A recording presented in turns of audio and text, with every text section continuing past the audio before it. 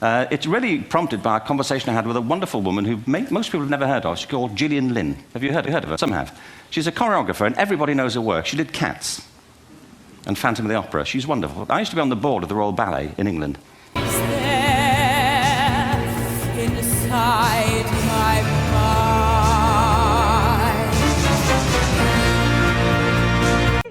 Turn your face to the moonlight. Let your memory lead you. Anyway, Jill and I had lunch one day. I said, how'd you get to be a dancer? And she said it was interesting. When she was at school, she was really hopeless. And the school in the 30s wrote to her parents and said, we think Gillian has a learning disorder. She couldn't concentrate, she was fidgeting. I think now they'd say she had ADHD. Wouldn't you? But this was the 1930s, and ADHD hadn't been invented, at this point, so it wasn't an available condition. People weren't aware they could have that. Anyway, she went to see this specialist. So this oak-panelled room, and she was there with her mother, and she was led and sat on this chair at the end, and she sat on her hands for 20 minutes while this man talked to her mother about all the problems Gillian was having at school.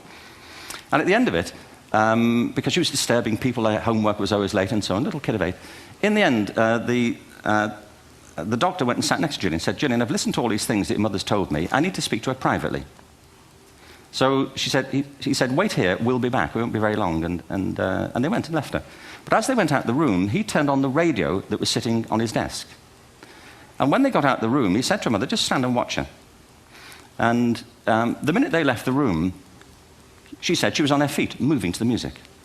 And they watched for a few minutes, and he turned to her mother, and he said, Mrs. Lynn, Gillian isn't sick, she's a dancer. Take her to a dance school.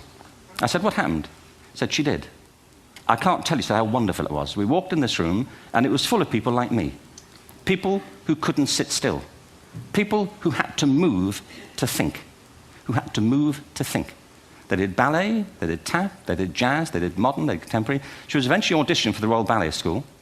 She became a soloist. She had a wonderful career at the Royal Ballet. She eventually graduated from the Royal Ballet School, found her own company, the Gillian Dance Company, met Andrew Lloyd Webber. She's been responsible for some of those successful musical theatre productions in history. She's given pleasure to millions, and she's a multi-millionaire. Somebody else might have put her on medication and told her to calm down.